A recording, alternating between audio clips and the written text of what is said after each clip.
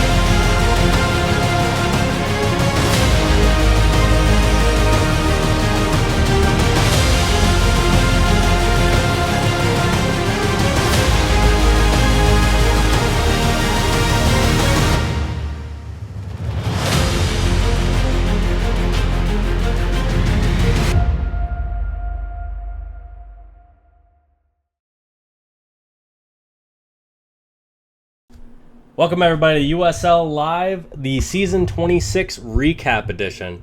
I'm your host Eric, and tonight with me on the panel I have Fausto. Hello. Angelus. Angelus here. Mecca. Hello. And Yosh. Ni hao. What's going on, guys? How we feeling after the matches last night? Sad. Oof. Like a loser. Or, as I called it, a fourth place winner. Let's go. Top four. Based off the blowouts, I would say second place winner for loser for us. That's fair. All right, so real quick, we're just going to kind of run through the season. I mean, the standings were what? Cocaine was first seed, K-Dude second, Dark Slayers third, fourth was Macro, fifth was Franco, and sixth was Evo. At the start of the season, it kind of looked like it was going to be competitive, which again, I think is why Bowen kind of leaned towards that six squad playoff format. But after seeing it unfold, how do you guys feel about that? I mean, it ruined a lot of the competitive edge during the regular season for me to know that all six was making it. But again, watching it play out, what do you guys think, Fausto?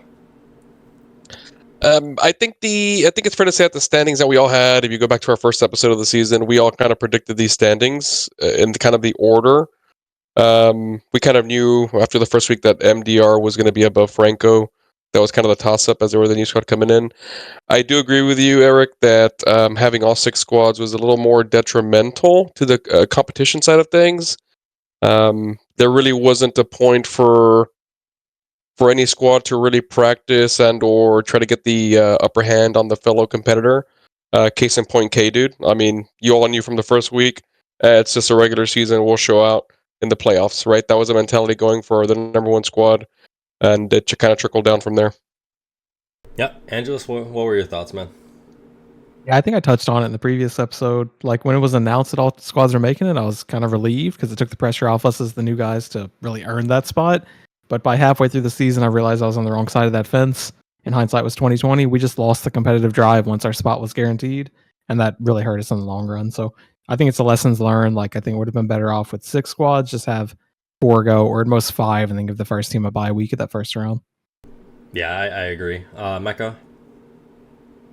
Yeah, I totally agree. I'm just going to echo everybody else. Definitely, except the one that Cocaine camped versus K-Dude to get the number one seed, which obviously didn't matter in the end. The second half of the season was didn't feel very competitive. Yeah. Yosh, you got anything? No, I got nothing. I think 4 versus 5 is fine if we want to do that, looking into it. But I think if we're going to continue to have six squads, I don't know if everybody needs to make playoffs. I kind of like the top 4. Gives you something to play for in the regular season. All right, fair enough. And we're going to talk about kind of like what our biggest disappointments and surprises were this season. So this is kind of a good segue into my biggest disappointment. Let's talk about the schedule. First and foremost, I've been harping on it all season, but the fact that I think we played either Dark Slayers or Cocaine twice before we even played MDR once was stupid. It messes up the ratings. And then 2, the map rotations. If we're going to have a format where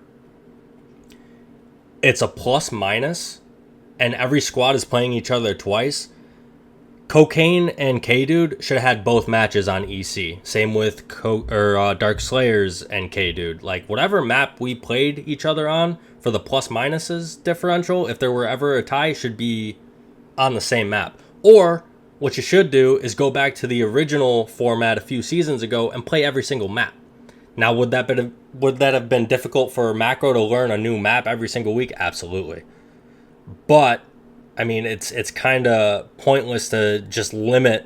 We have like 8 to 10 maps somewhere in that range, and we're limiting it to 4.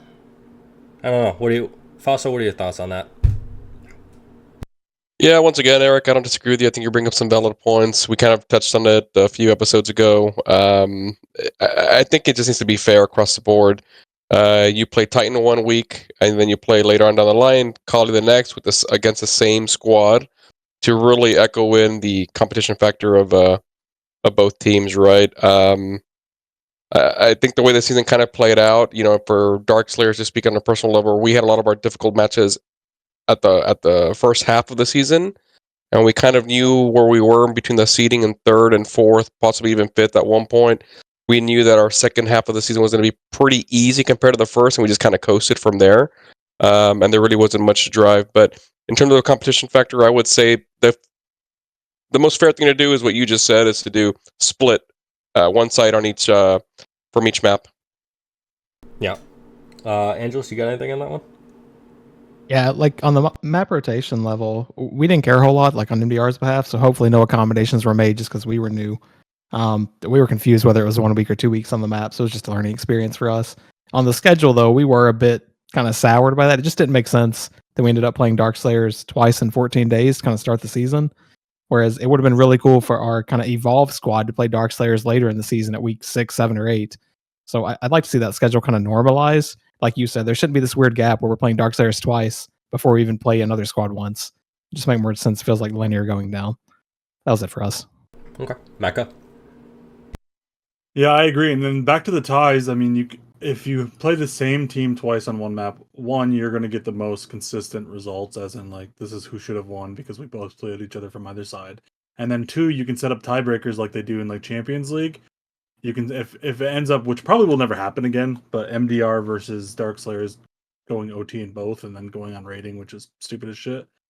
You could just do away kills, so whoever had the most kills while away, tiebreaker. Nice and simple. It's been used in Champions League for 30 years. It works. So I think there's just, there's waterfall implications for it too. So I think we should just go back to that. It was clearly the best setup we've ever had. I actually like that idea for the tiebreaker, not gonna lie. Yosh? Yeah, I mean, I'm not saying anything anyone else has already said. The only thing that maybe might want to give a consideration to is you open up all the maps. Whoever's home, they get to choose the side, or they get to choose the map, or they take the side like we used to do. I wouldn't mind that system either. Yeah, I mean, that's why we initially brought the coin flip back in too, right? We had every single map up, and coin flip was home or away, and then they chose the map. Or, the other team chose the deferred. side. Yeah. Yeah. I thought that system was fine. Yeah. There's a lot of fixing what isn't broke going on the last few seasons, which only then seems to cloud a lot of the rules or muddy a lot of stuff and just make everything a little bit more complicated for no reason. A lot of that has to do with players or squads, whatever have you, kind of colluding to abuse rules or look for loopholes, but it is what it is. So then let's go ahead and go with what was your biggest, well, that was my biggest gripe of the season, or disappointment. Fausto, what was yours?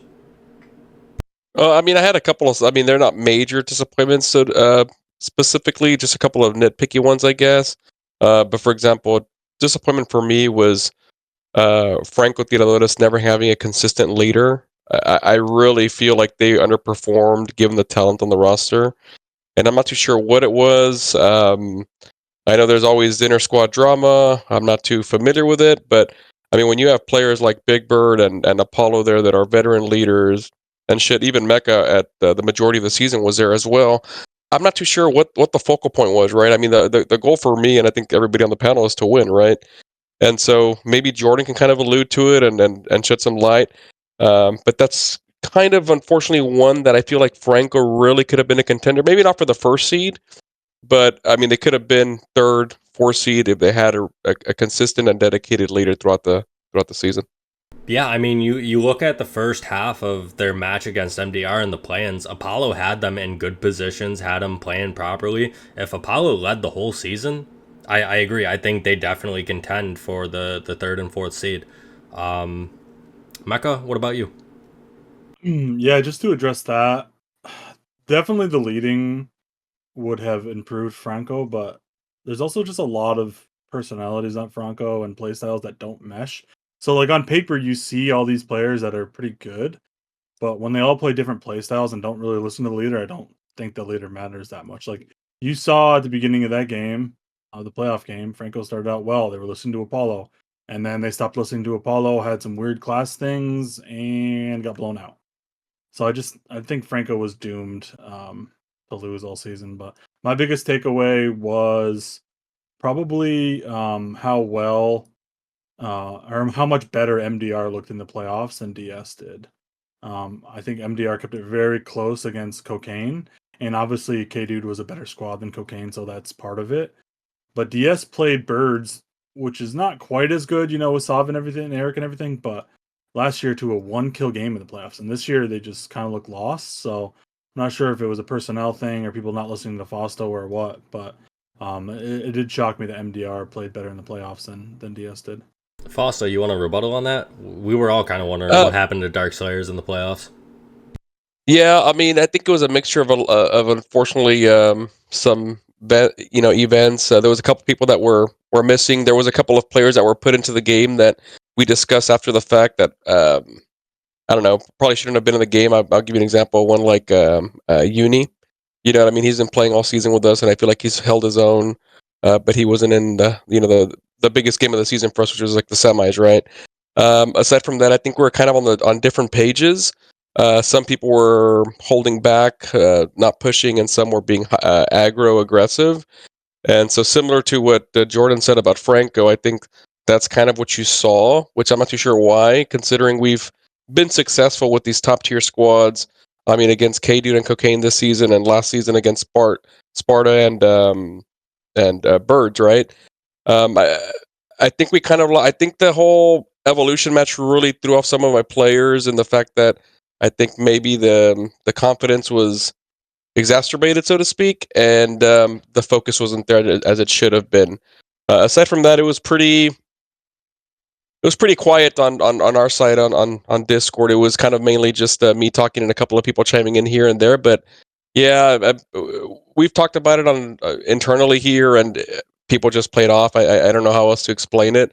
It wasn't just one person. I'm sure y'all can see from spec. It wasn't one individual player causing us to lose, but we lost a person right off the rip every single battle against K-Dude. I mean, it was hard to even set up. I mean, everybody here is in a squad where maneuverability and shifting matters, and we couldn't even do that because somebody would die right off the rip. And so whenever the video comes out, I'm curious to see exactly who those players were and what we could have done differently. Yeah, fair. Angelus, what about you? What, as the newcomer into the league, what was kind of like your biggest disappointment and like your biggest takeaway or surprise, I guess? Yeah, I've got two. The first one was actually Fausto's first one. Not that I was disappointed in Franco. I didn't know much about him, but I'd kind of learned about Franco early in the season. Yosh was telling me these players are good. These players are great. They've got a lot of untapped potential in that roster.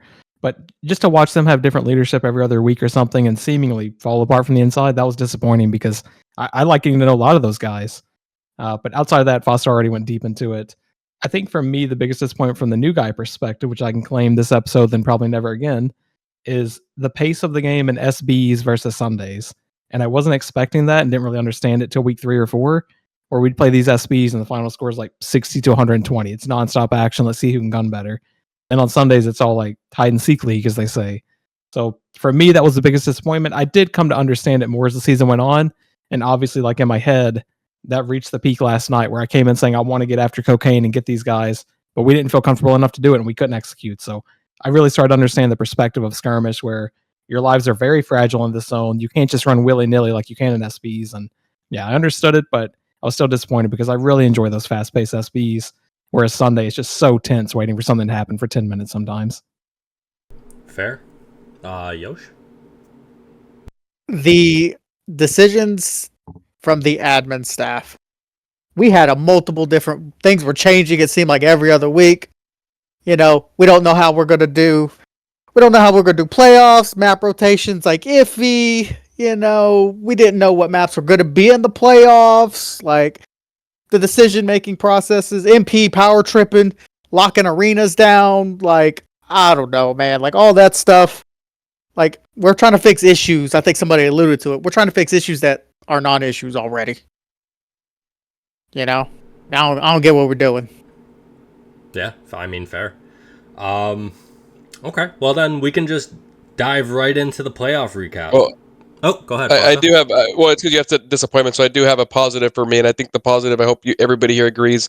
For the DS versus MDR games were so exciting, one to play in, and I think the spectator standpoint to watch these games. I think those games specifically really brought in some breath of fresh air to the league, at least for a few weeks here and there. And it was constant bickering back and forth and community involvement of who the better squad is, quote unquote CTF squad, which both squads are neither at this point. But I really did like that kind of growing rivalry. It's unfortunate that MDR might not return next season, but those were pretty cool games, if I do say so myself. I just to expand on that and to touch kind of what Angela said in regards to the scheduling, I think that growing rivalry would have been so much better if the games were spaced out better, right? Because I think Angela said it was like 14 days. You guys already played each other twice. So I agree. Like that was definitely the highlight of the season, seeing you guys go to overtime 2 times back to back on different maps at that, right? Obviously, the first time there was a little bit of controversy as to the OT. However, it was definitely fun to see, and I still think overall, the major CTF squad was MDR. I know you said that not really so much anymore, but in comparison, 3 SKers on MDR versus almost your full starting lineup is SK. So I kind of give that one to MDR. But I digress. We'll move on to the actual playoff recap. The first match of the night was Franco versus MDR. I forget the score, but obviously MDR won it. Fausto, what were your thoughts on this game? We kind of talked about it briefly earlier. I think that Franco kind of surprised everybody, including myself, in the first 8 minutes. Apollo did a hell of a job by going around north, and I think they snuck up on MDR the first battle at South Rocks, and we were all kind of like, wait, MDR didn't see them? And so I think that Franco got the first, I think it was something like 11-4 at one point, which was a slow-paced game. But I don't know what's shifted with Franco. Maybe it's what Jordan mentioned earlier. It went from a very fun SB to watch to just kind of what we all predicted was going to happen, for MDR to just outmaneuver, outskill, and outpace the competition, which that's exactly what they did. I will say that a disappointing player for me on Franco was Bax. He overextended a few times, and I think Jordan even called him out on the commentary, that he would overextend, the medic would go to him and leave 2 capable Marines fighting and not getting heals, and that's why they would drop, right? You have to be with your team, especially in the playoffs, because the good players, such as Legacy, are going to pick you apart. I think Yosh did a hell of a job in leading and bouncing back and just playing the game that he knows how to play and his squad knows how to play, and just they look very poised in their match. Yeah, no, I was calling it out several times with Ram on the commentary, saying we don't think anybody from Macro is looking left. And just they got through probably one of the worst chokes and got Hearthbull right off the rip. Like that northeast rock and the south rocks, the smallest choke you could push through, 3 of them pushed through. Nobody knew anything, and Hearth was dead. But Angelus, as one of the people that played in it, what were your thoughts on this matchup? Yeah, I would say the first 10 minutes were pretty tense. I can explain what happened at the beginning. We actually sent Chompy on AT above mid to look for that possible, hey, they're going to go north and flank us. But I guess, and I haven't seen that part of the video, I guess they went all the way north around the school. Yes. So as he's scouting, he doesn't see them. We're getting comms that I don't see anything up here, guys. We're good. And then we start thinking, okay, we can't find them anywhere. They must be behind a rock. And by the time they're coming up behind Hearth, it's just a collective failure that we never thought, oh, they went all the way north to get around us, and our scout missed it. So yeah, they did get the sneak up on us. They opened with that kill. But I will say, and Hearth kind of talked about it in the post game, we were still very calm after that. We just felt confident. And sometimes that's good for you. But Fausto, I think last week you talked about momentum, and that was a very real thing for us. So we got some work this week against K-Dude and Darkslayers, and we were playing pretty well this week. So even down 6 or 10 against Franco, we all had confidence in each other. And once we kind of opened up the next few fights, we get a law kill, everyone's in. Our comms were so good that game. And I think Mecca pointed out in spec at one point, we went on like a 40-10 run, just something we're not known for doing. And it was just like a nice culmination of us coming together, even at a deficit, and just realizing like, hey, we can outplay these guys. Let's get the momentum and be more mentally strong than they are. And unfortunately for Franco, I think that's what happened. Okay. Mecca, what were your thoughts, man? Yeah, I've been echoed a few times here. There's a few things I would have changed with Franco. I'll say it in official capacity now that I've said kind of over the game into backs and a couple people. If you're gonna have Sabo AT over Ninja, which apparently Ninja said Sabo could AT, that's fine. I think Ninja's a better AT, whatever. Sabo played better. You have to have him watching Chompy. You can't have Chompy solo wreaking havoc on you from East Mid and trying to hold it with Pandy and Hop. It just doesn't work. Chompy was the difference in that game. They gave him whatever he wanted, and he really fucked up Mark's game plan too. Because Franco probably has a chance if they can at least kill Chompy once or twice at East Mid, but I think they got him once. So I was kind of disappointed to see that the AT just sitting with the Team South just never made sense to me. If you're gonna AT, you got to watch the other AT. It just doesn't make any sense to me. Other than that, I thought Franco played a good game, and yeah, I think the ending, I think it was 10-4, and then MDR won on like I don't remember final score, but it was like a 45-11 run or whatever. Yeah, it was like a 30-4 run, some nonsense like that. It was crazy, and there's a couple plays that caused it. I don't think Bax played that awful. I think he started out like 5-0. He was playing really well at the beginning. There's a few plays he went over Pig, stole Stavidan, Sabo, and Apollo got wrecked. And then there was a play from Pandy. He died, came back, respawned, and died again. And then there was another play from Pandy. It was like 5-on-1, and Pandy dies to, I forget who it was, one of the MDR players. Again, like when you have that 5-on-1 advantage and you have somebody's dead, instead of pushing now you have to wait for a respawn. Because instead of having 6 or 7, you have 5, and you can't push rocks with 5 when you killed a couple guys early. So there's unfortunately a few missteps from Pandy, and I would have loved to see Jim in the game. I know Bax has too much pride to inspect Jim, but Jim is becoming one of the better guys at holding off a solo. And you've seen it in SBs too. And Chompy will admit this if you ask him. If Jim was in the game, he would have held that East Mid. Sure, he has got a little bit of lag. I don't think they would have spec'd him. I don't think his lag is that bad now. But he's one of the better holding 1-versus-1 players right now because he has patience. Pandy and Hop didn't have patience. And Hop shouldn't have been in that position in the first place. Hop should have been south because Hop's a better pushing Marine than a holding Marine.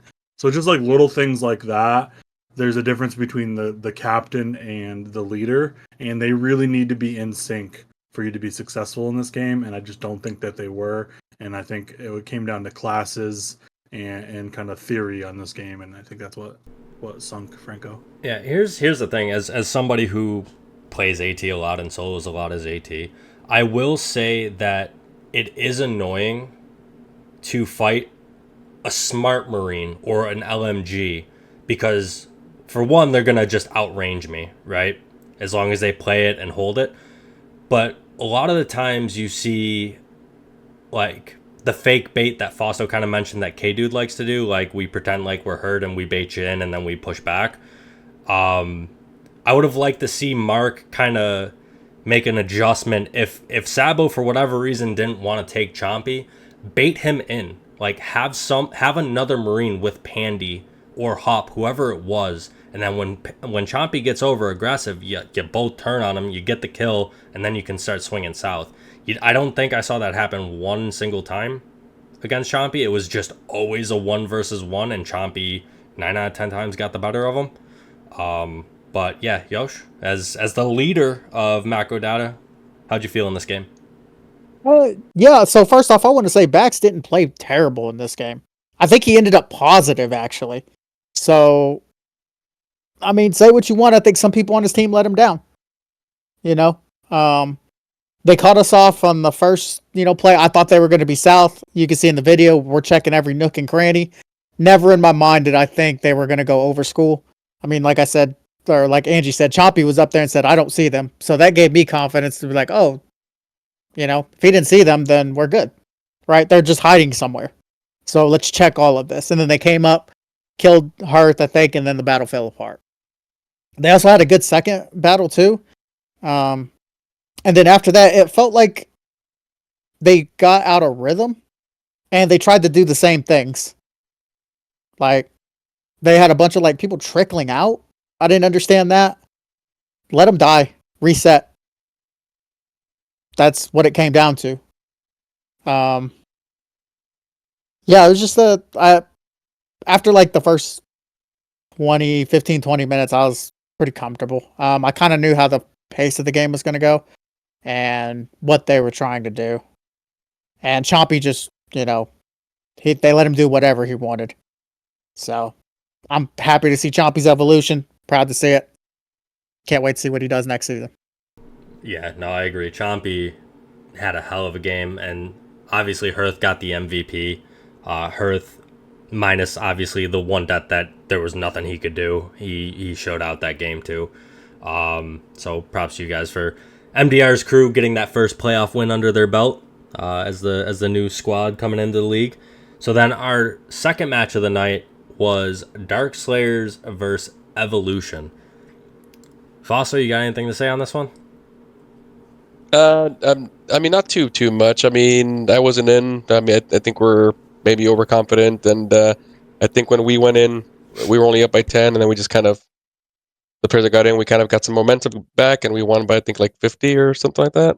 I'm not too sure, but yeah, it was a good warm up, but I think it also hurt our confidence going into the semis. Unfortunately, playing Evolution first round. I will say, since you brought it up, you had to come in.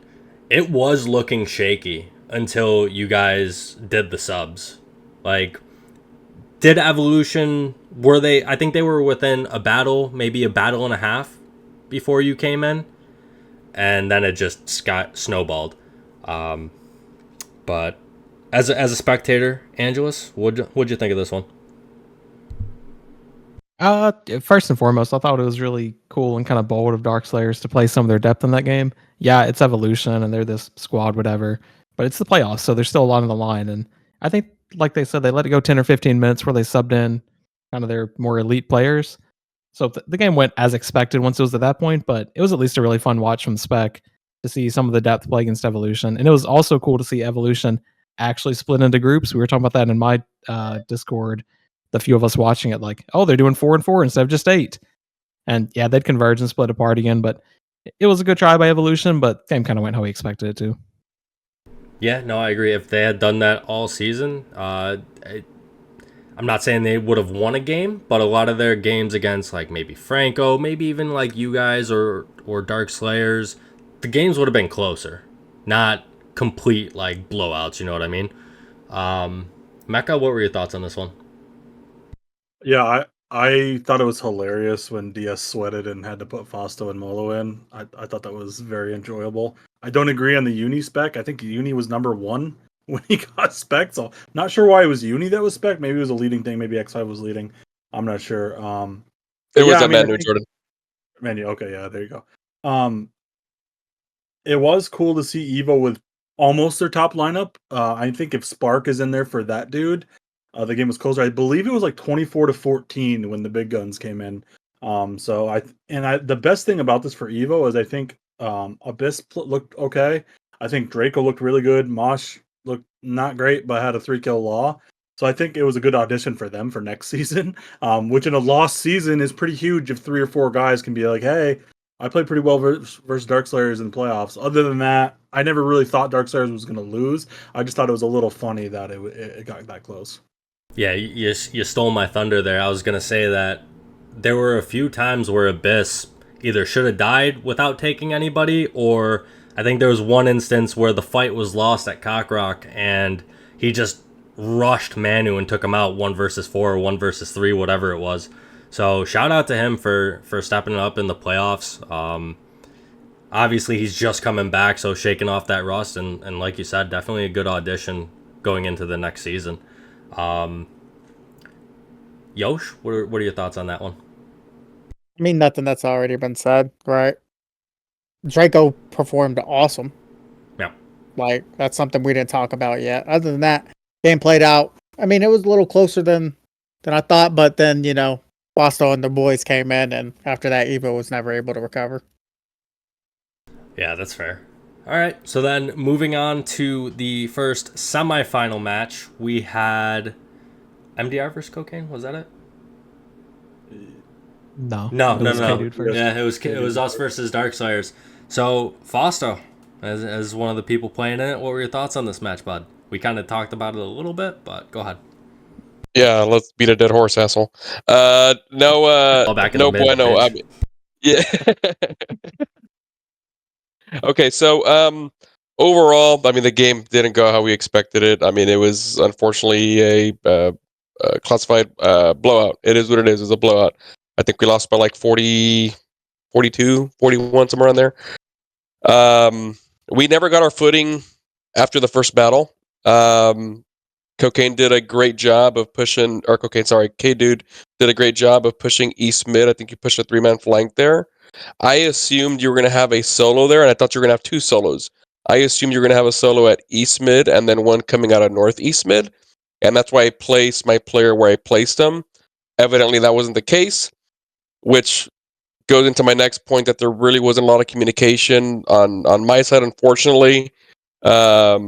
It's hard to sometimes count numbers on the southern side, portion of the map, and so we had an advantage down south of Pig, but we didn't take advantage of it. And that's kind of how the game played out for the entirety of the 30 minutes. There was only, I think, a handful of battles that we won, and they weren't even clean sweeps of 8-0. It was about 10 minutes in, and I think we got within like 11 or 12 kills with you guys, and then you guys just ran away with it. We had no answer for your firepower and your excellent position you all had. You had some good little sneaky plays. I think you had one time you had Saab in the barrels that did catch us off guard because that was a battle where you all were outside of South Mid and by East Mid, and we wanted to pinch your South Mid group, and Sav just took out like 2 people, and then I think you might have taken 1, and so you guys played it very well. I'm not gonna lie, I never anticipated that we were gonna win. I thought we could win. I also thought we could lose. I just didn't think we were going to lose by this much because, like Jordan mentioned earlier, we've always kept it very close with the top tier, upper echelon of squads, and this weekend was not our weekend. And I'll give myself the primary blame. At the end of the day, I was the one leading the squad this Sunday, and so it falls on me. And so I should have done a better job of maybe repositioning ourselves and slow it down just that much more to give us a more advantageous chance to win. But no, Katie played a hell of a game, and I'm glad that we lost to you all less than Cocaine did. Just as a rebuttal, as the only other person that played in this one, I'll go next. I said it in the post game interview as well. I think we did kind of what we didn't do all season, which was rotate our solos. Because in the regular season, it was a lot of like me, Sov, and sometimes TG. But against you guys in the playoffs, it was me, it was Sov, it was Colossal. Hell, even Champion and TG started soloing at sometimes too. So it wasn't like you guys could just kind of like in the normal season say, okay, Eric's here or okay, Sov's here. It's, well, he's actually with the group. Where's their other solo going to be? And you don't necessarily always see those guys take those solo angles, so you don't always necessarily know how they're going to play it, which is also hard to kind of game plan for, because you haven't really seen it. So shout out to Sov for the plays that he drew up. And of course, like you said, we just kind of had superior firepower. Yeah, Angelus? I will just rebuttal real quick on that, Eric, is that you guys were in such good positions that it was hard to even try to break a quote-unquote hold that you all had, because you were either so far back, like, for example, you were at Vertical Rocks, and I'm giving you shit about it, but you were able to watch West Mid and Plateau at the same time. And so regardless, if I had a player come in around Plateau, you were going to stuff them. If I had a player come in from West Mid and Plateau, you just fall back and your team comes out and drills, right? And so it was just good positioning all around, and it was very, I would say, reactive positioning. You all anticipated what we were going to do, what I was going to do, and you guys did a hell of a job.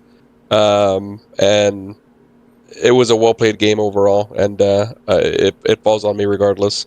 See, Mola said it in spec chat. The one play you guys did have That team on Plateau, I was kind of in the middle of Cockrock, and he did blow it. 100%. Good job, Molo.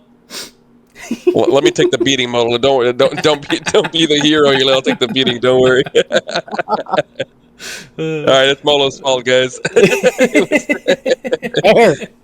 Angelus, what were your thoughts on the match, bud? I can't say much more than Fausto did. I would just agree with Fausto. It was entirely his fault and no one else's, definitely not Molo's. But no, it looked like a game we've played against K-Dude 10 times this season.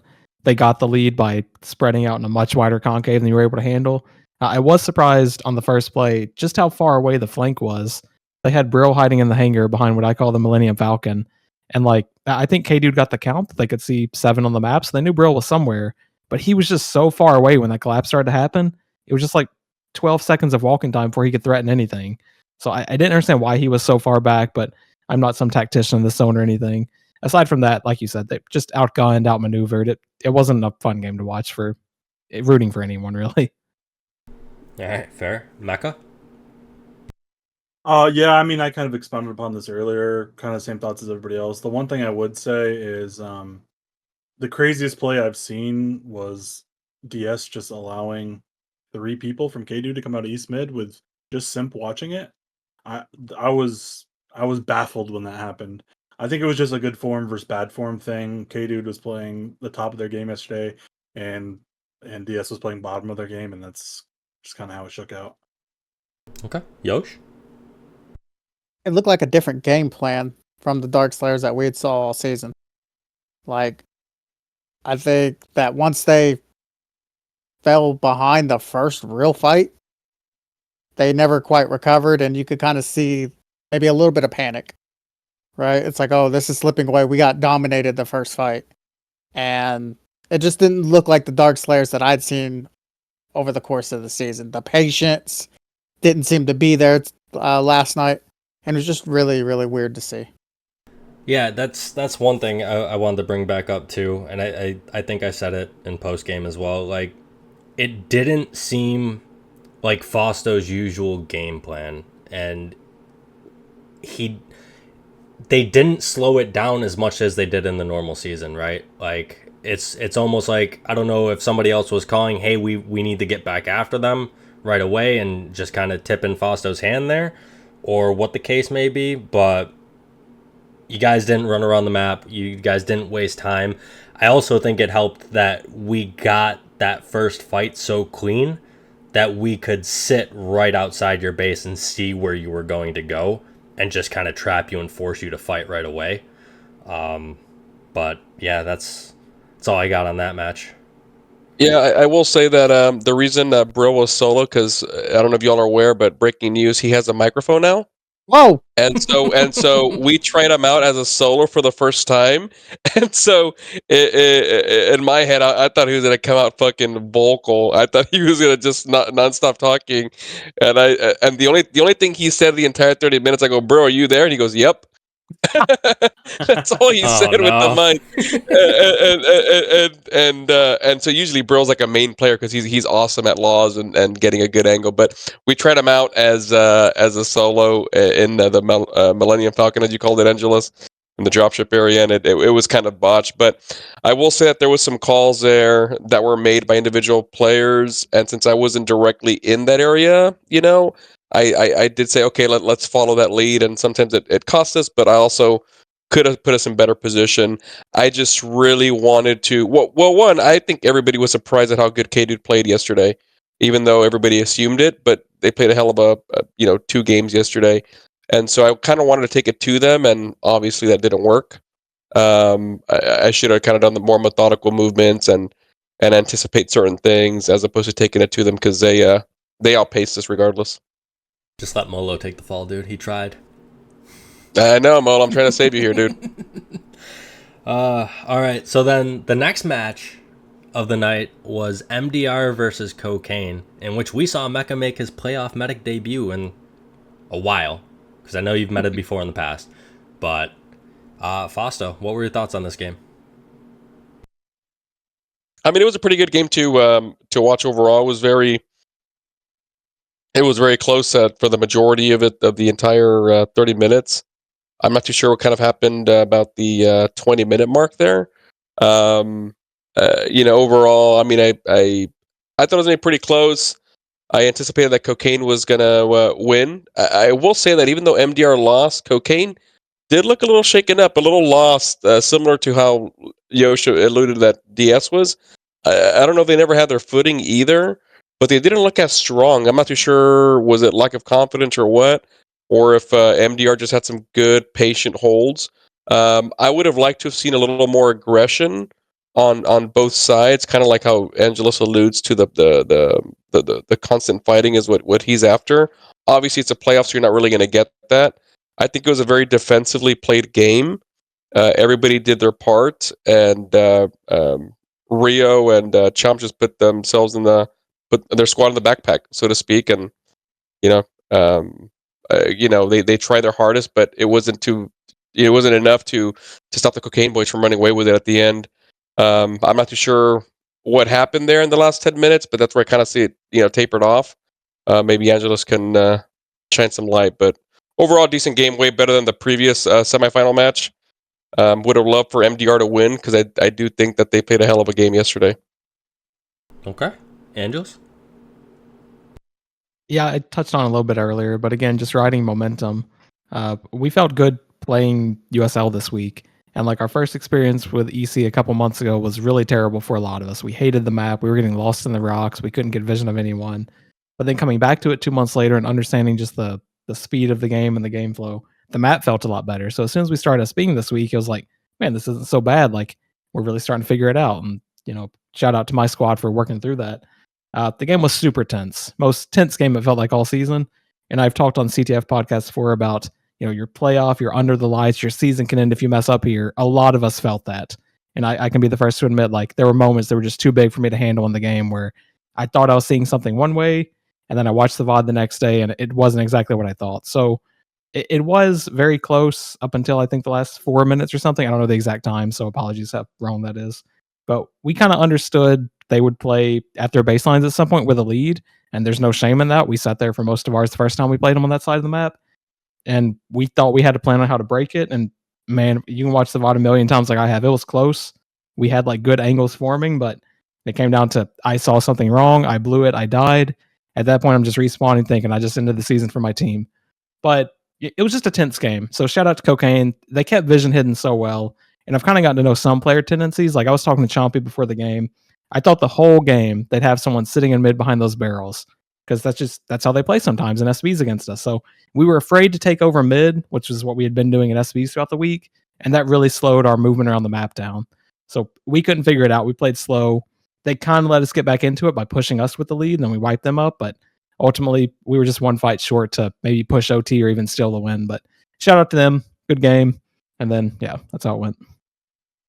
Okay. Mecca?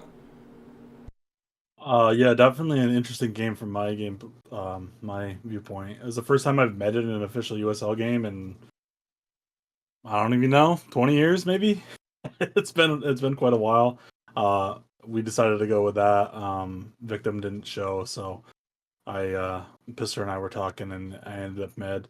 I did think that we played passive in some points, but we were also very aggressive too. I know there's the whole Camp Kane meme, which is mostly true, but we did have several fights right of the rocks under Pig, and there was one we even pushed like right to the left of their base up above T-shirt, and I thought that was, I know I don't remember what the score was ever that actually decided the game, but that felt like the deciding factor.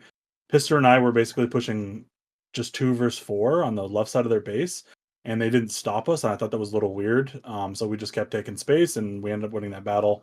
I kept Pister alive somehow for forever against LMG and Marine streams. If they would have tried to take that right, they probably would have been able to pretty easily. Especially if we get a pick, they get an instant respawn. So that was a little interesting. I do think we did a good job of, I won't say shutting down Chompy, but definitely not letting him exploit AT like Franco did. He was in check most of the game. I know he got a decent amount of kills, but he definitely had less of an effect on that. But in my head, that's what we needed to do, is make Chompy less impactful, and we can probably win. And I think that's what ended up happening. But overall, yeah, it was a very fun game. back and forth. Battles kind of all over the map, which you don't really see on EC a lot in a close game. I think there was a battle north, there was a battle at their base, battle at our base, pigs, rocks, mid. It was kind of a little bit of everything, so it was definitely a fun game to play. Yeah, I mean, I think Rom and I were both commentating this one too, and we were calling it out with you and Pister pushing up the right side of their base, and for a little bit of the time it was just kind of Yosh and I think Exodus shooting at you, and then Rio slowly trickled in and started the focus, but I don't know if it was nerves or what, or Pister's just doing a good job dodging, and of course you're pocket metting him. Just couldn't get that kill. If anything, I would have swung 5 to just knock you 2 out real quick, and then use those white barrels where your other team was trying to push from on the left side of T, and just have 3 people hold around there while they take you and Pister out, and I think they win that fight. But moving on to Yosh, what were your thoughts on that match, bud? As the leader for MDR. Yeah. First off, Pister played phenomenal in that game. There was several times, like, when Cocaine pushed us, they pushed us 4v4 straight up, won the fight. Down in South Rocks near Pig, right? They pushed us again near our base. I think it was like 5-on-4, won the fight clean. I played it very slow, and that was kind of the game plan, right? Try and just keep my team in it. Force them to kind of push us. Kevin's priority on mortars was really big issue for us. And in the private arena, so I'll go and tell y'all now. When I started doing the private arenas, we were drilling certain things. The kind of the fights that I wanted to have, we had them all, including the last one. We didn't stick to the plan that we were supposed to do for the last fight when we knew Cocaine was going to be at their base. That's not how that fight was supposed to be. Overall, though, I kind of take the responsibility for the loss. It was my fault. I shouldn't have been down there. I should have been directing the fight from the north. I made a couple bad calls, too, that ended up costing my team the game, and Pister was able to take advantage of it, and, good job to them. Yeah, no, for sure. Pister definitely, probably his best game of the season, regular season included. Pister, I think, had like 11 or 12 kills, something like that, in a close game, so he clutched up. It helps when you have somebody pocket metting you, for sure. But that's how it should be. The leader should always have a medic on them to direct the battle. I will say, to me, what kind of swung it was, again, we already touched on that northeast fight along your base. But the fight that Cocaine went up 24-22. Champion Rio came back from the left side and really started cleaning up the fight, which looked like a Cocaine win, because I think they got the first 1 or 2 kills. But after that, the rest of MDR swarmed them, but the people that were low just needed to kind of fall back and play it safe, and I think Split got 2 or 3 kills that he really shouldn't have gotten. He got me. Yeah, which kept them with the lead, which allowed them to go ahead and go back to their base. I think that if those deaths don't happen, you see a different game plan. It might even be tied. And as one of the people that participated in those drills with you guys, I agree. It definitely didn't look the same way that we practiced with you guys. I think there was a lot of focus and chaos around trying to finish off the Mountain, who was trapped in Plus, who was very low, and everybody just kind of ditched Angelus on the left, and he just got focused out. I think Chompy was in there, and then maybe Rio and Axis went in there to help finish off Mountain instead of staying with Angelus, and it should have just been Chompy. I think Mountain was like 1 or 2 hits. Not everybody needed to go in, and more people should have been with you to push Plateau. But other than that, it was a great game. It was a good back and forth. Definitely, yes, it was slow, but at the same time, other than the kind of lull that was when they were trying to figure out where you were and you guys were north, it was like kind of nonstop fighting. regardless of the score and quote unquote slow pace, there was a lot of fights. And like Mecca said, it wasn't just at Pig, at your base, at their base. It was everywhere on the map that you guys were getting fights. So definitely agree that it's kind of cool to see that on a boring map like EC, where it's always just kind of South Rocks and mid. But shout out to you guys for a hell of a season as the first time most of these people have played USL, and good job to Cocaine and Pister primarily for that win. So then we can go right into the finals match. It was K-Dude versus Cocaine, as kind of everybody predicted in the preseason format. Fausto, what were your thoughts on this game? Yeah, I got a few comments. I actually left for a few minutes during that match, and I was surprised when I came back. When I left, it was a pretty tight game. I think it was 24-20 in favor of K-Dude, and it was very competitive. And then I go away for about 10 minutes or 15 minutes and come back, and it's like a score differential of like 50. So I'm not going to pretend to know what really happened because I wasn't there the entire time. But I did talk to a player from Cocaine offline, and they said that everybody was just kind of doing their own thing. There was no cohesiveness yesterday, so I'm not too sure what that player was alluding to. If it was just class issues and or leadership issues, or just overall just the mobility of certain players versus the others, which Dark Slayers face the same issues in the prior match. But yeah, I mean, I'm very shocked by the score. I thought K-Dude was going to win regardless.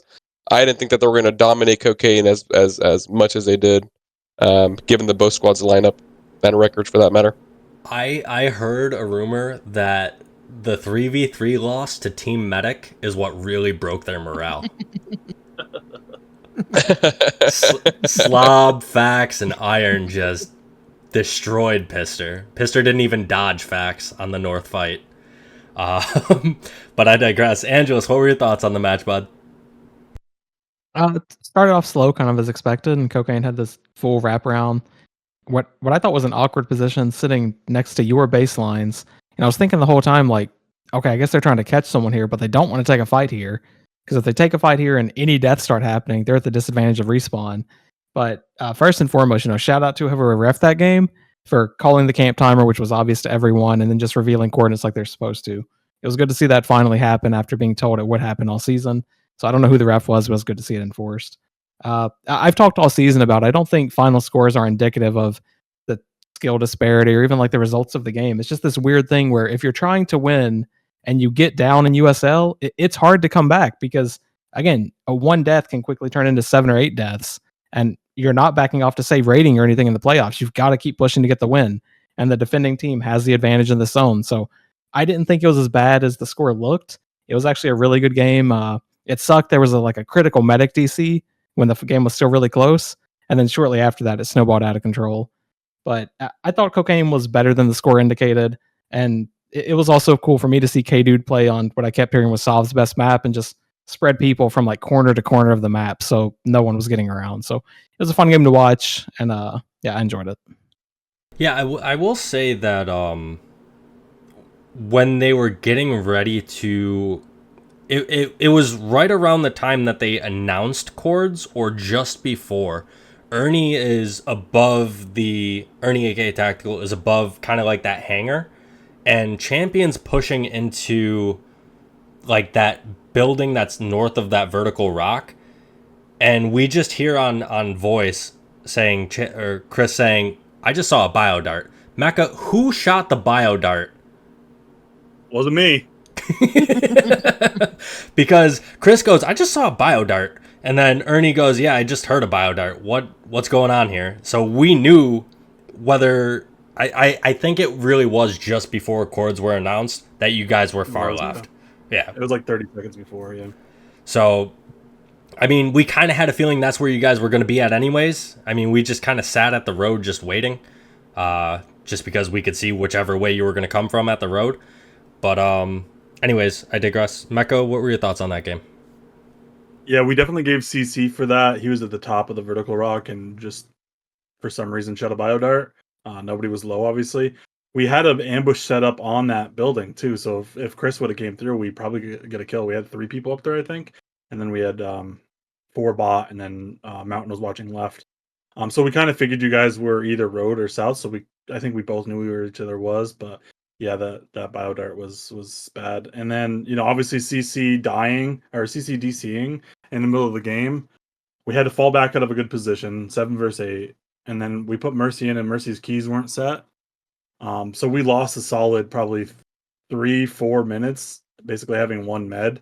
And the game was still close at then. I don't think we win either way. I'm not saying that.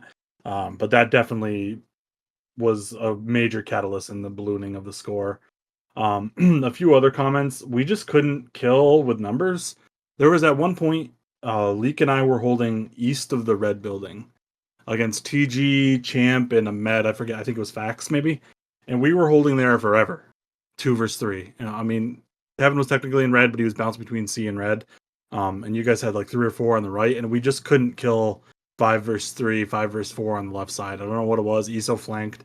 We just couldn't pick up kills, and I think that was kind of indicative of the whole match, that we just could not get kills at all. We didn't get any opening kills. We didn't get any med kills. We didn't get any up numbers kills. We just kind of didn't get kills at all. So I think it was overall just a bad game from pretty much everybody on Cocaine. And then you just saw at the end, obviously the score looks way worse than it was, because you guys were just pushing us at the end, and we were kind of we had given up at that point. But you guys had a really good game, and we had a really bad game, and sometimes it happens. Sometimes finals are close. Sometimes there's a blowout, and I mean, obviously K-Dude had more talent, but I don't think the talent disparity was that big. And the score and the play definitely made K-Dude look like insanely good there. Let me ask you this then. When CC came back, was there any point that you thought, let me go Marine, we're gonna spec, I don't know, Kevin, who wasn't effective at all as Nader, or maybe Leak, and then have Mercy and CC be the med duo and you Marine, or Demo even? Like, was there any conversation about that at all? There wasn't. It was in my head. I was like, maybe I switch to Marine. We bring CC in. I don't know who to spec. I don't make those decisions. It was definitely bouncing around my head because we clearly needed to change something up. We weren't effective. I don't think I played that bad as a medic, but obviously I'm a better Marine than medic, and I can get some opening kills here and there. So I thought, like, hey, maybe we do switch it up, but I don't think Pisser was ever going to spec anybody that was in, no matter who's in or who's playing bad, I should say. I think he kind of wanted to win with what got us there, but I definitely think we needed my Marine. Just to talk about myself for a second, there was just because I can't. My best skill is the shot call. I'm pretty good Marine, but I also shot call well. Whereas when I'm medic, I can't shot call as much because I can't make the things happen that I want to see happen. Right? Like I have to rely on the Marine next to me to do that, and I think we missed that dearly. And I talked to a few of the Coke boys after, and a few people from the other squads too, and we were thinking that, but we weren't really confident in Mercy medic. He didn't have his key set when he got in, and he offered to sit early in the day. So I don't think that was ever going to happen. If we had Victim, it might be a different story. But yeah, kind of just a lot of things went wrong there. Okay, Yosh. One cool thing that Cocaine did right off the bat is they went right at y'all, right away. That was shocking to me. It didn't work out in their favor, but it was cool to see that they tried something different. Everyone expected to be a slow pace, and there was a battle right off the rip. So that was cool to see. I think medics played a huge part in this. I think if they have Victim there, this game is closer. I think not having Victim really hurt them. And CCDCing, that sucks. Like, then you're just all in disarray. So, other than that, not much more to say. Yeah, I mean, I think they actually had 2 DCs. CC DC'd, Mercy came in, and then, like, 2 or 3 minutes passed, and I think Mercy DC'd as well. Correct me if I'm wrong there, Mecca. No, I don't think he DC'd. He was just AFK fixing his keys. Oh, okay. Because at some point, I remember Chris saying, hey, they're down 1 again. So I don't know if he just got spec'd for sitting in DS fixing his keys or whatever the case may be. I thought he DC'd. But overall, from at least my standpoint, even when it was close in the beginning, it didn't feel like it was close. Like, we weren't winning clean fight. After the first fight, we weren't really winning clean fights until like closer towards the end. But even with you guys being within 4 kills, it didn't feel that close to us. And I know that sounds very arrogant to say, but kind of what you were saying, Mecca, you guys, unless we were making our own mistakes, you guys weren't really breaking anything open or really punishing us all too much. I think this is by far one of the more lopsided, in my mind, championships in a while. Plumber Split showed his ugly head again, doing nothing in playoffs, go figure. But, I mean, it is what it is. So I will say it definitely felt like an uphill battle all game. I think at one point you guys won the first battle like 5-0 or something, and then we won a battle and it was like 12-8, but it didn't feel like 12-8. It felt like we really needed to push the pace and attack you guys. Obviously not Cocaine's strong suit, so I think that's probably why it felt like that. that's fair. All right, anybody else got anything else to say on the finals or playoff matches? No. I did forget about one thing, and I'm going to call it out because I remembered the Biodart instance. It reminded me of Chompy's ruined ambush against Cocaine when he threw a Ensign grenade while they were ambushing the South Rock. Yeah. Why you gotta call my boy out? Yeah, I don't know what's going on. I don't know what's going. We're moving on. Next. I got you, big dog. All right, well, I mean, we can just go right in the mailbag then. Fausto, you want to start us off with one? Sure. I'll do one real quick, and it actually has your name in it, Eric. Oh boy. Okay, split. The season 26 playoffs were a pretty boring affair, with K-Dude being just too talented in the end and absolutely destroying in the playoffs. Is it finally time to admit that the league is better when the talent is dispersed evenly amongst the teams? Could we at least talk about trying another USL draft league?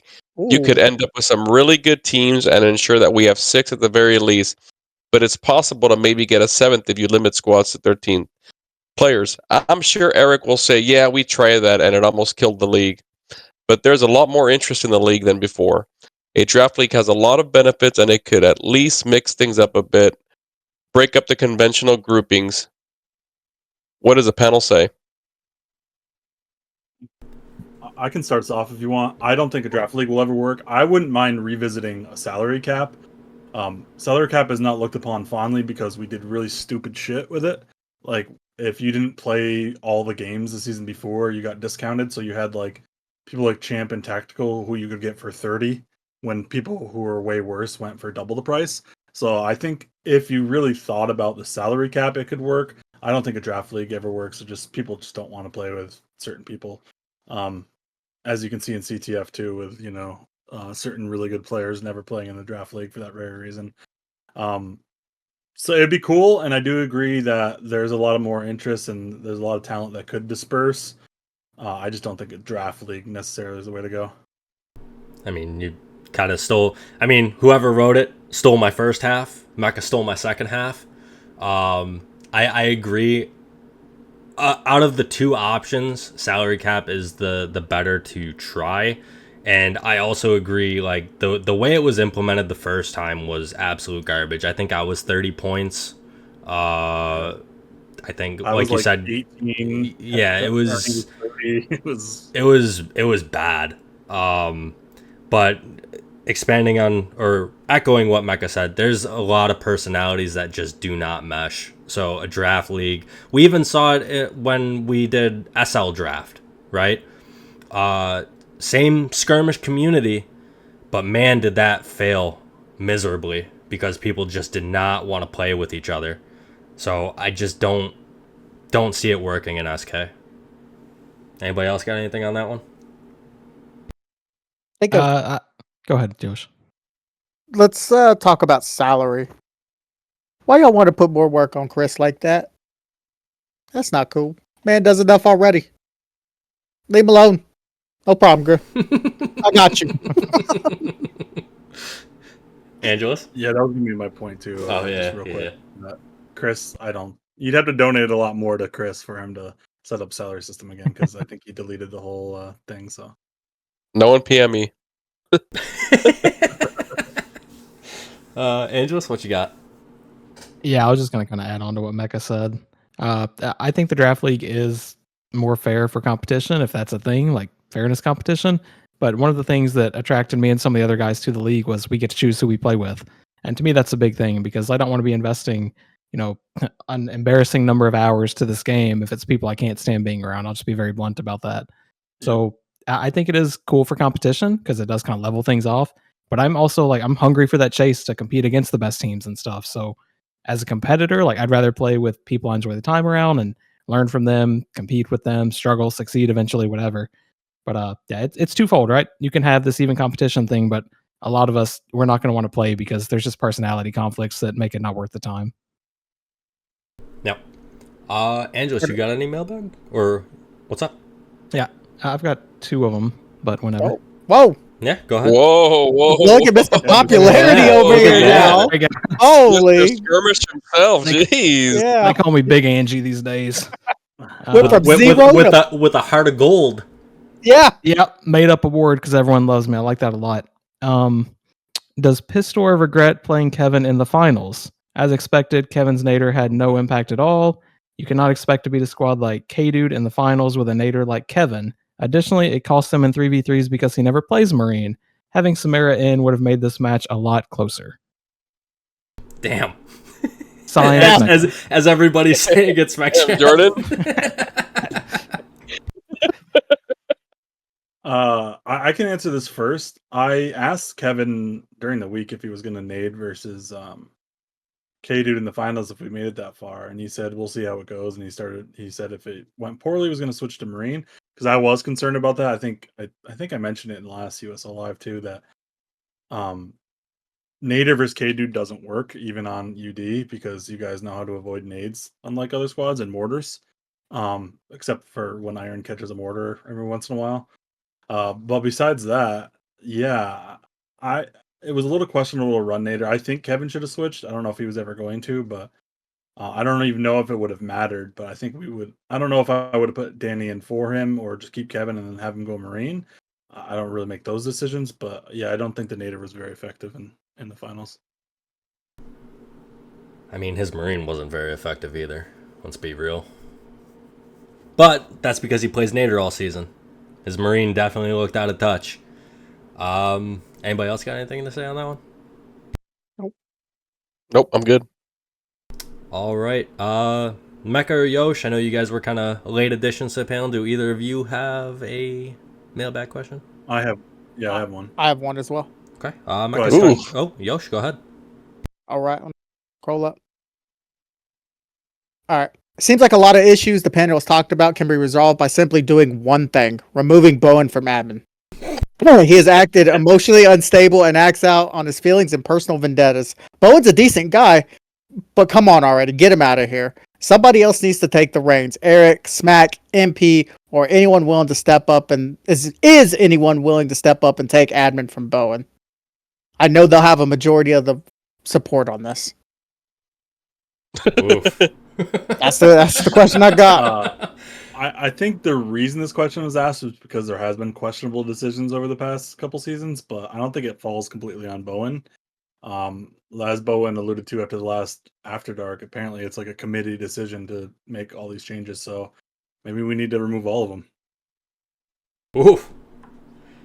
I mean, I made the offer. I'll be completely transparent. When Bowen said he was stepping down, that's why I went back to an advisor position, because he wasn't sure. Yeah, he wasn't sure if he was going to be admin next season or not. And I said I would take it back if he's done. And he said, we'll see how it plays out, and we'll go from there.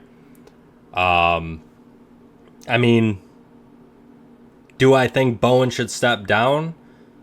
No, not necessarily. I think he should be more concrete in his decision making. I think he needs to stop flip flopping, and I think he needs to have better time management when it comes to announcing things, a better schedule on how to implement certain things he wants to get done and announced, so that people aren't confused or annoyed that things are being announced last minute. I mean, when DP was admin, I told him the same thing, like, just ignore backs. And because backs would get a rise out of DP, so would Octavian. And all I kept telling him the entire time was just ignore them. Don't respond to them, and they'll stop. They just keep doing it because they're getting a rise out of you, right? I mean, that's all Bowen has to do with whoever he's quote-unquote acting emotionally against, right? So, I mean, I think the joke with Bowen is he's always saying, like, Kaga or Eric, just tell me to stop talking and I'll stop talking. If he just kind of sticks to his guns with talking to the deputy admins and head staff and making those concrete decisions, I think he looks like a better quote-unquote admin, right? That's all I got. So from one admin to another, our former admin, right? Being concrete and having the season laid out. Don't do this mystery schedule type stuff. Let us sign up for it all at the beginning. Let's space out the people who we're playing against. All these little things can be fixed, right? They're not huge things. I think some of the wild things is like everybody making playoffs. I don't know if captains were polled on it. Angie, I assume, would have brought that up to me. He'd be like, hey, should every squad make the playoffs? I'd have been like, no. Right? So I don't know if captains were involved in a lot of decisions. Like, that was a little weird. But a lot of this stuff can be fixed. I like Bowen, personally. So, does he make the best admin? I think he needs to disengage from the community a little bit. Right? To be honest. Listen to your advisors, man. Listen to guys like Tactical, Eric, myself, guys that, have been admins in the past and your squad captains. Like, those are the guys that are going to lead you correctly in a lot of cases. Yeah, man, that's all I got. Like, should he be replaced as admin? I could see reason for it. Some of the baseline rules and stuff like that, scheduling stuff, like how many errors are you going to get? Right? Yeah, fair point. Anybody else got anything on that one? No, I'd rather not. Coward. I'm not gonna say anything. I'm overtaking this deal. Remember that. Fausto is creating the mutiny right now. You heard it here first. And I quote, I'm taking over this thing. You've heard it here. Said I thought my mic was muted. Mecca, you got anything on that one? No. Angelus? Oh, let me go ahead and answer this since MP wants to run his mouth. Was I a perfect admin? Hell no. That's why I stepped away after the first season. Very easily. Like, that's where it goes.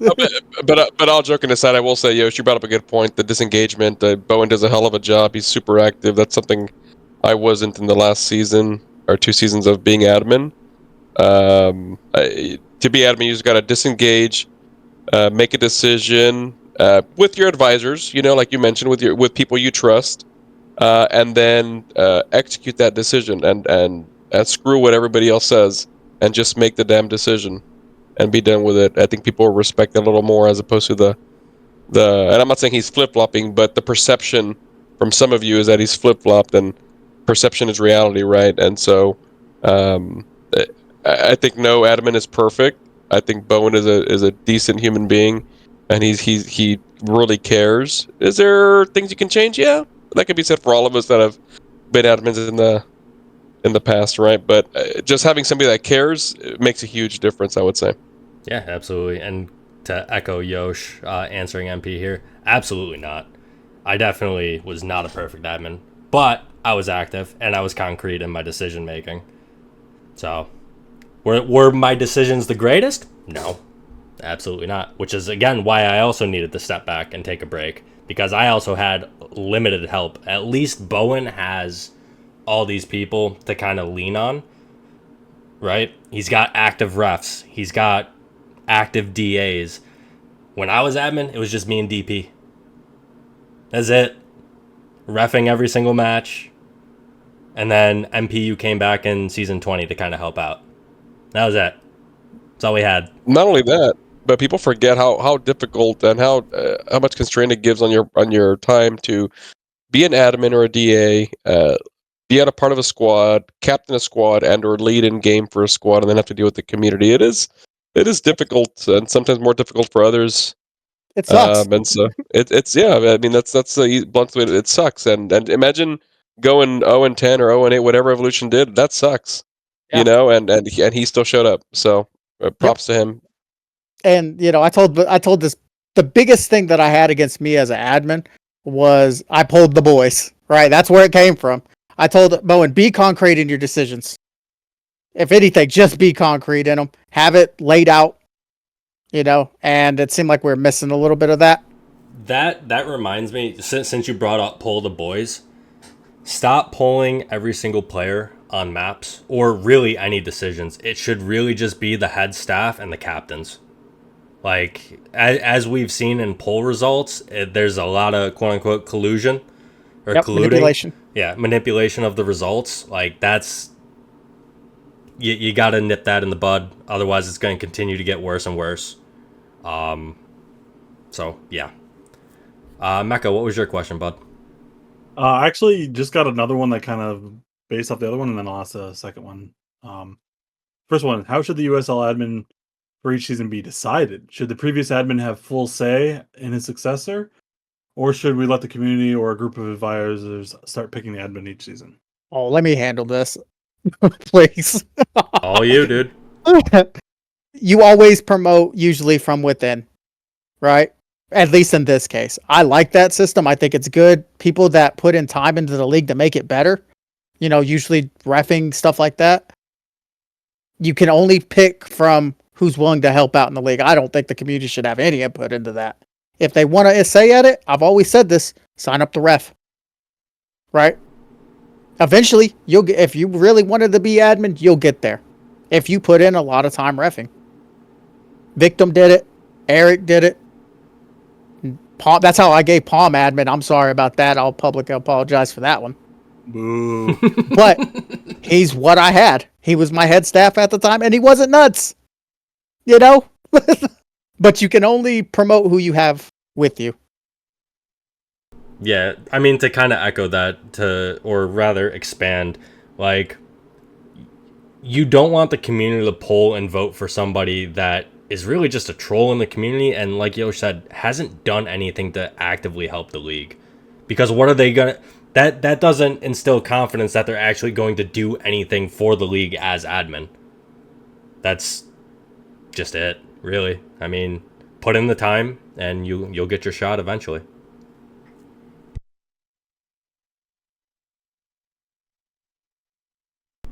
Anybody else, or Mecca, you want to go ahead with your second one?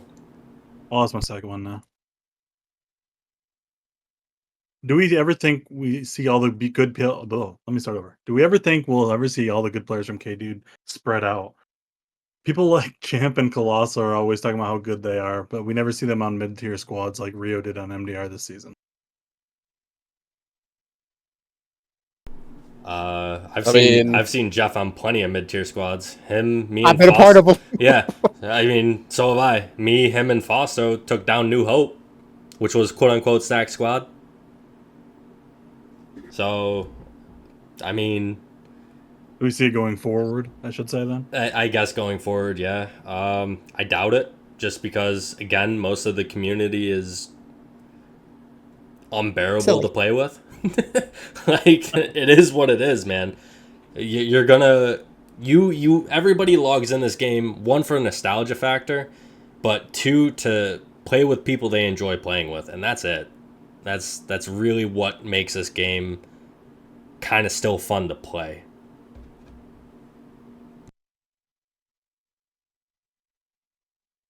I definitely agree. I think you'll see somebody probably get squeezed out of the top squads and end up on a mid-tier squad in this season, next season. Kind of happens every season, except it's usually like not a top player because their spots are usually pretty concrete. But you might be able to see it. I think it was really cool to see Rio and MDR this season. I don't know how common it's going to be. Reform beavers and we'll spread out. I'm going to say that I'm not too sure if it happens going forward. I hope it does, because it makes a big difference on a mid-tier squad when a top-tier player joins them and provides that additional veteran knowledge, positioning, self-awareness, and all that good stuff. So I hope it happens. That's what I can answer that without getting too into the weeds. I just want to play with my friends. They just so happen to be the top 10 players in the game, dude. Look, I played with Edgy this season. He's not a top 10 player, right? What the fuck, Yosh? Come on, man. Yeah, I mean, Top I 100, started on maybe. I started on Franco, and I can tell you it's not fun sometimes. Yeah, that's fair. All right, go ahead. Let me wrap that up. I think a big part of the issue is leaders too, right? You got to have leaders to help out, you know. For sure. All right, I got a pretty trolly one here. Is it true that since Split's receding hairline started back in 2003, his play has diminished in coordination as time's gone by? I mean, That's a Derek question. Yeah, Eric asked himself a question, ChatGPT style. I will say that Splitta kind of surprised me this season. He played pretty well. I think he was in pretty well form the majority of the season, except for maybe the champ game. He was in the right place at the right time. I mean, I know people harp on him a lot, but I mean, he tries to win it, every time. Maybe Mecca can talk about it being a squad even for such a short period of time, but still, he doesn't bother me. I think Split's a decent dude that tries to win, receding hairline or not. He did just coin himself the Platinum Plumber, so I'll leave it at that. Yikes! Yikes! But no. All right. I like Split, so. As much as I troll him, I don't mind him either. I just get a rise out of him. But yeah, I didn't know how you work. That's cool. Next one I got is, why are you still using this class in the playoffs? Referencing Nader.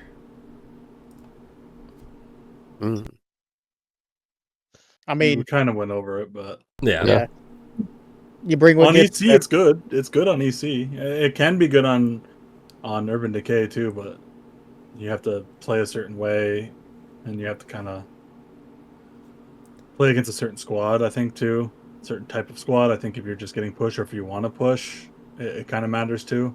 If we're running a Nader on cocaine, you probably have to, hold more. But okay, those were the only two questions I got. Anybody, Fausto, you got another one? I got a bunch. Go ahead. But I'll ask a few. Is the only reason all 6 squads were allowed in the playoffs because Bowen, our league admin, captained a squad and enjoys his power trip? Only 5 squads truly deserve to be part of the playoffs. Ooh. I mean, kind of going back to what Yosh said, I remember TG saying something about Bowen asking if it should be the top 5 or just the top 4. I don't ever remember hearing about all 6. So I don't think it was a decision because he's captain per se.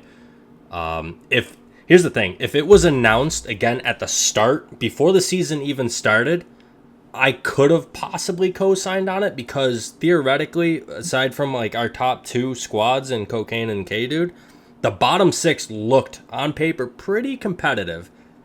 And then we saw how Evolution played throughout the season. And then the decision came. So again, it just ruined the season, in my opinion, to have all 6 in. But again, going back to the root of the question, I don't think it was a power trip. Neither do I, for that matter. Anybody else before I ask the next one? Go ahead, big dog. Okay. After Cocaine's performance in the chat match, is it undoubtedly unanimous that Pister is not a good leader? Did K-Dude boost their ego week 1? Did the 6-hour-long SBs every single night even help them?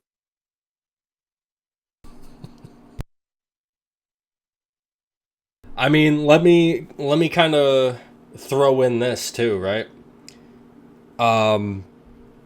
If all you do is camp, how are you gonna know how to push? Camp Kane. So, I mean, obviously it helped them in the regular season. I don't know if it was nerves in the finals. Obviously, the DCs with CC happening and Mercy having to set his keys and Mecca having the med and Victim no-showing.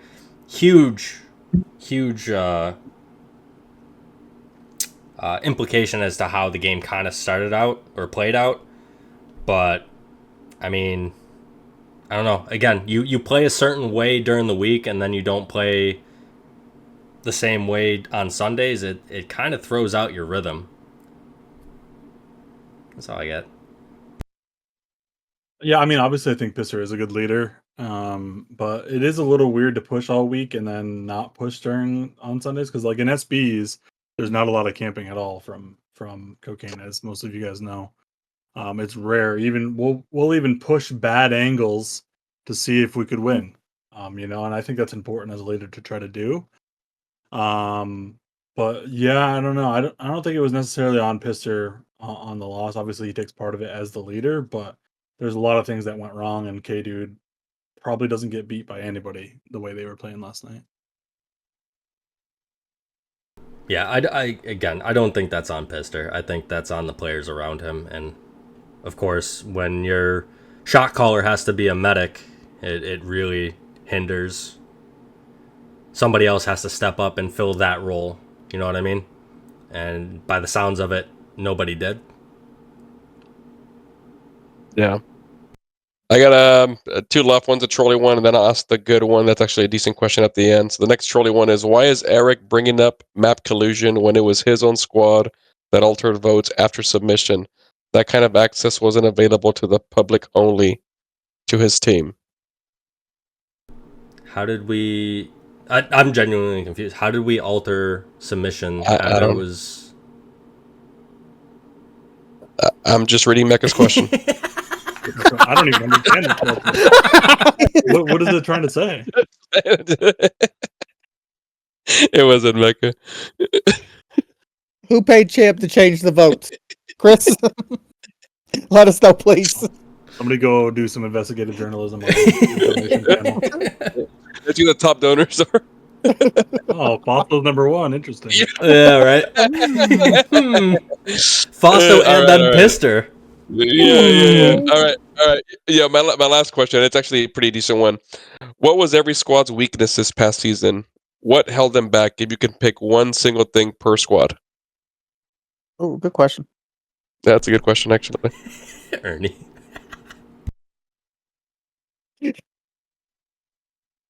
For those just listening, Ernie said for K-Dude it was facts.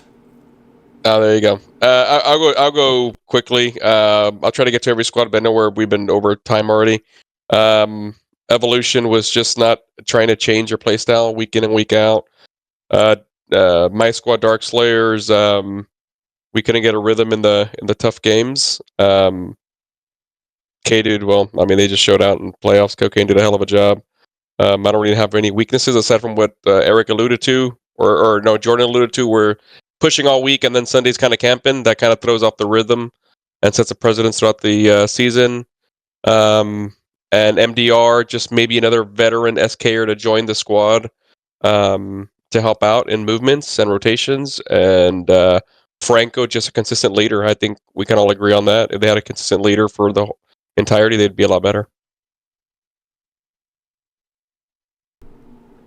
Yeah, kind of echoing you on Evolution. I think not consistently finding a top 8 as well for them, and keeping that dude on medic for as long as they did. Franco, we already touched on the consistent leader. For you guys, I don't know.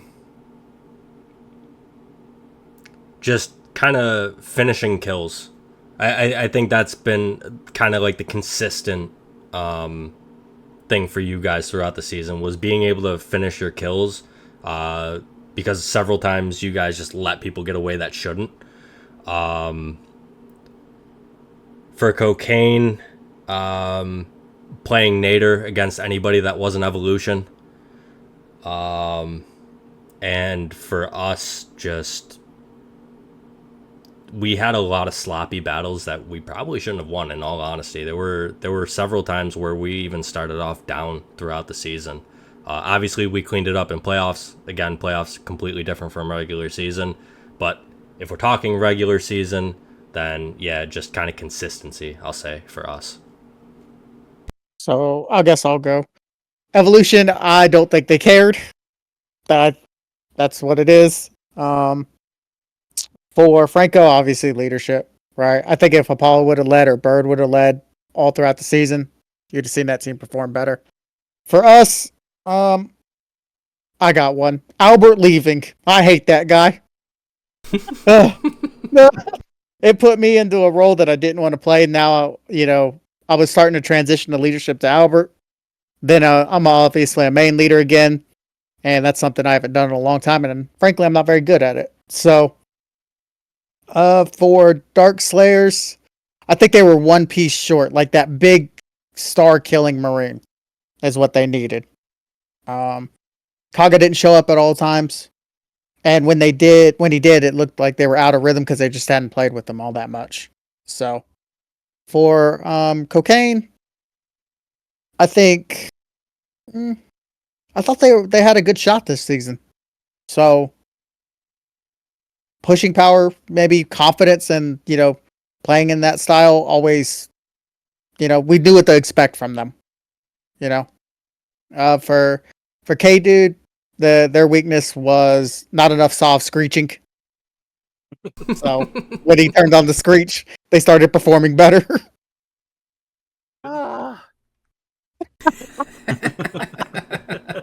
Perfect. Jordan? Evo consistency / no SBing. I'll give him a double there. Franco, as much as I want to say leadership, I think it's playstyle differences as well. MDR, probably relying too much on Chompy and Rio to carry. DS, finishing kills and having a true standout Marine. That's not Fausto trying to lead. Cocaine, Meds not showing in playoffs. I guess I can't say that. Not pushing for Cocaine, even though you have the players to push. And then K-Dude, definitely Fairfax. Wow. I like that. Wow. Yeah. Okay. Wow. Okay. And Angelus? You guys have said it really for Evo. I don't think they really cared. Franco, I think it was the leadership. I like the conversation we had earlier. If they've had one consistent leader throughout the season, they would have been more competitive. MDR, I think half of us were playing scared, which parlays into, we were in the backpack a lot, waiting for something to happen, then joining in. We just didn't have the confidence of moving around as fast as we should have. Cocaine, I think their reactive playstyle, and this is actually Cocaine and DS from my standpoint. I talked about it early in the season. From all this VOD review I'd done of previous seasons, you want to be flowing around the map constantly. I think getting the whole camp reputation of these slow games went against them once it was playoff time. So just that slow style and wanting to play defensively instead of proactive movement. And then K-Dude, I don't know. I have no idea. Okay. And that was your last question, right, Fausto? Yes, sir. Yes, sir. All right. Nobody else has anything else? I had the second question still. Yeah, go ahead, Real quick Angelus. one. Yeah. During the upcoming off-season, will there be any special exhibition events such as a keyboard versus mouse all-star game or a US versus World all-star game? Ernie. I hope so. It would be kind of cool to see. I don't necessarily think we have enough keyboarders for a keyboard versus. I think we have at least 8. But Meds that keyboard? because that's gonna be a landslide just based off medics. Well, Yeah, stating facts. Iron Mouses. Yeah, Iron Mouses. Fax does. Solved. But yeah, that'd be interesting. I think a true like USA first thing, not everybody just claiming they're part of Canada, Mecca. Wow. Or just a regular all-star game would probably be good.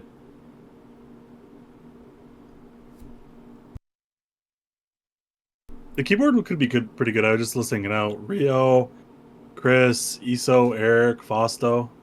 They all keyboard. Yeah, Yep, I do. Yep.